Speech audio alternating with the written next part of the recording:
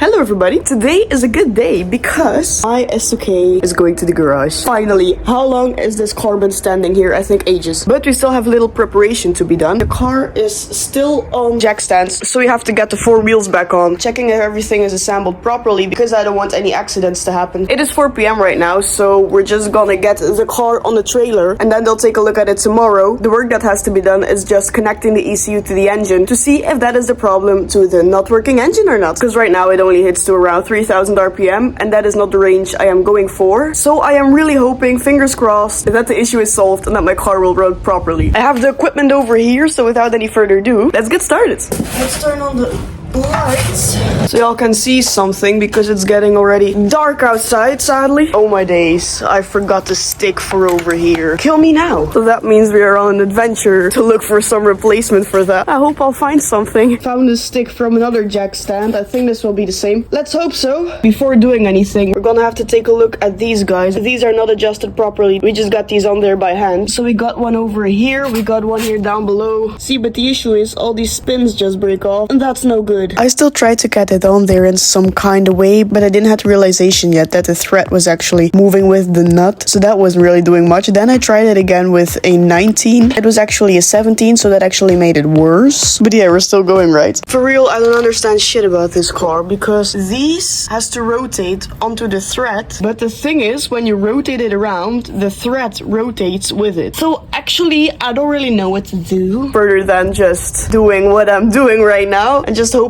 on a positive outcome, but that's really a idiot thing to do, but that's the only sprinkle of hope I have right now. So I hope everything goes right.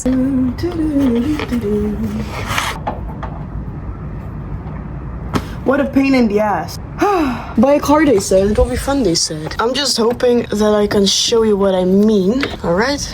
See, it rotates with it. So how do I get this thing on there? Alright, I'm gonna leave that for what it is now. This is absolutely not safe, I think. I suppose. Well, let's take a look at the one over here. This one looks pretty decent. Let's see if I can tighten it a little more. Wait a minute.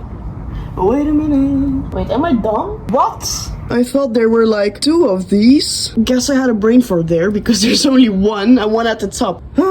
Okay, is this safe? I would say no, but sometimes you just have to live a little on the edge. I just hope my car doesn't fall apart because I am not the one driving it on the trailer. I think it's better. We're getting somewhere. Come on, don't be a bitch. Just do as I say so. Okay. It is not the safest, but it's just for getting out of my backyard and getting onto the trailer. So we'll see if it falls apart. I hope not, because then the bill will be rather high. I'm gonna have to check on the sizing of the wheels because the rear ones are more broad than the ones in front. Like this one is 205 and the one behind is 225. The life we live in. Is this my paint? That's my paint. Oh my fucking... That's not my paint. Okay, never mind.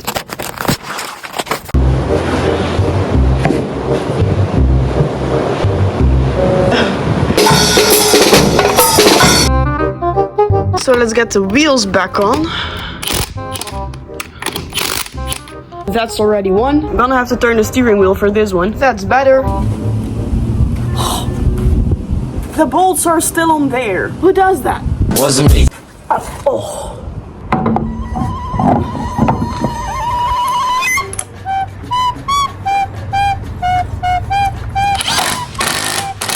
Alright, got all the wheels on the car, and now it's about time to get the car on the ground. Got a problem.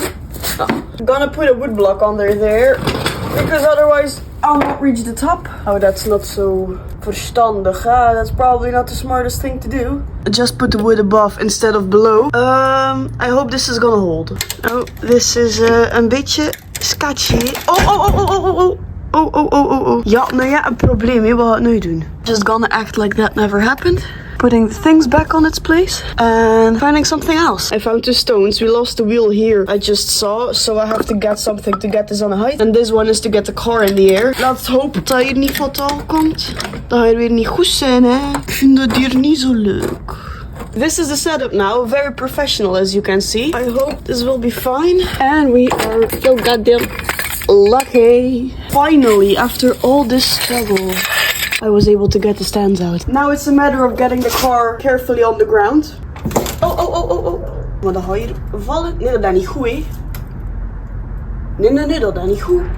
Die blokjes aan het breken, shit. If I get the car jack on the ground and this side is still on stands, my theory behind this is that this will absolutely be no good for my engine because of the, you know, the wankeliness. So I'm gonna check if I have like a second car jack, because that will be very necessary. I found what I was looking for, but there is no oil in this jack stand anymore, so it doesn't build up pressure. So I can do a lot of this and nothing will happen. Anyway, I got some help later on because I wouldn't have been able to do this alone. So we got the car in the air with the car jack, and then we just lowered the jack stands, and on that way we were able to get the car on the ground. Is this the best way? Probably not, because I was actually very frightened about what the car was doing. But at least we were able to do what we were supposed to do. The car is on the trailer with a lot of pushing cars back into the backyard, because otherwise we have no access to the gates to put the car on the street. It should be standing at the garage now. They'll work on it tomorrow. So tomorrow I will know more about the car, more about the ECU, and more about the struggle. So keeping my hopes high. I'll see you guys tomorrow. I received some news from the Honda garage. They did the procedure where they connected the ECU to the engine, not to see if that's the problem, but that's what I asked them. And I got some news for y'all. Ladies and gentlemen, are you ready? My car still doesn't run properly. Still doesn't go above 3000 RPM. That's what the guys told me, at least. Now they're checking on the crankshaft sensor because the OBD gives that sign, but it's a new crankshaft sensor, so it should actually not be really possible that that is the problem, because it's a new one. We tested it, it works. Why does it give that signal then? I don't know. So we are still a long way from home. Nice. What a waste of time, effort, everything else. Now at least I have a new ECU. I am starting to not really like this car. But someone has to save the bad ones, right? It seems that I'm the chosen one. So now that we already know that the ECU is not the problem, I asked some help on Honda forums and just social media, and these are the answers I got. So apparently a sensor ring on the crankshaft could have been put on backwards, which I have no idea or no clue of. I never heard of that ring before. I know I didn't order it as well, so maybe that's still the old one or something like that. I don't actually really know. So now it's on me to like figure out if that is the problem, which means I will have to open up my Honda engine, which I heard of should be one of the most difficult engines to work on and open up. I know it's not a space rocket or anything, or it's like very difficult technology, but I think you have to be very precise with what you do. So yeah, I hope that's gonna go well. The thing is, if I open up my engine, then I still don't know if that is the problem, because I don't know what the problem actually is. It's just like a little speculation here and there where I get my knowledge from. So let's hope that that actually is the problem, because the garage told me that's probably the sensor ring.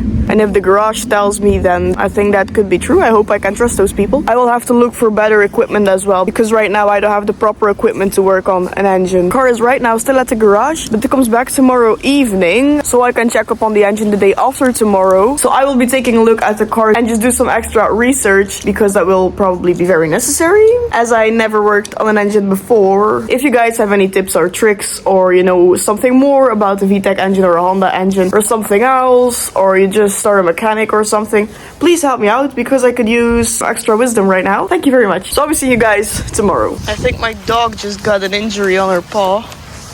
Are you okay? Don't know. Well, that does look healthy.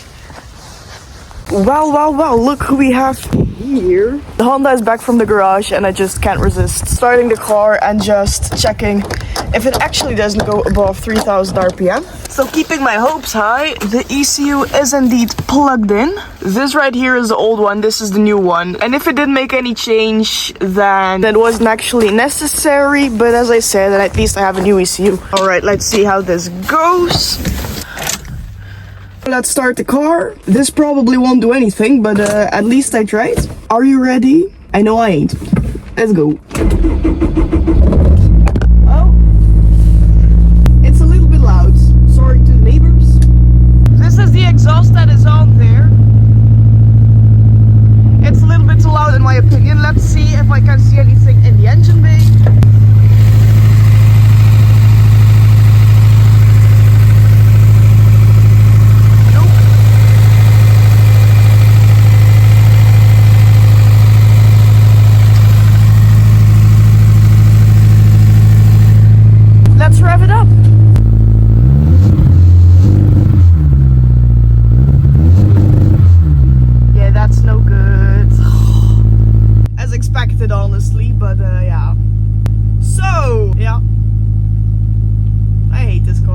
We are still a long way from home, but I'll get there eventually. I really believe that I'll get there eventually, that the engine will run and that there will be no problems anymore.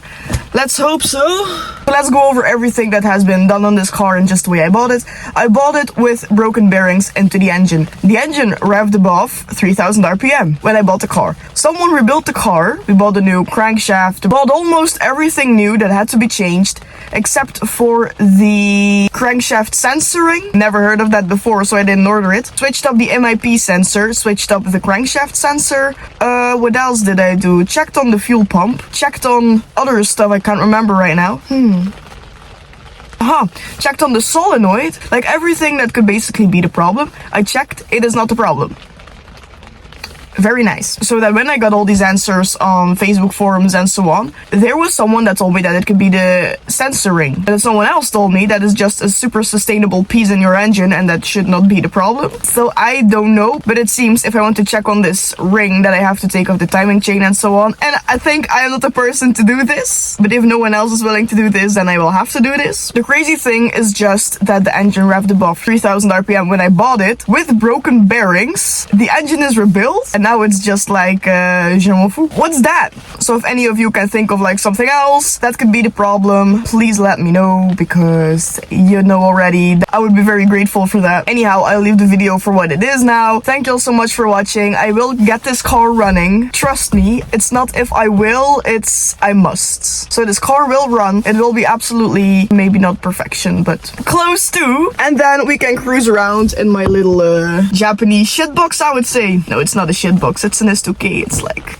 Don't forget to follow my Instagram and my TikTok if you're interested in any of that. I put a lot of updates on my Instagram as well of the cars, so I would suggest you go check that out. No obligation, of course, but, you know. Don't forget to like and subscribe. Oh, this is low. And then I hope I see you in my next video. Ciao!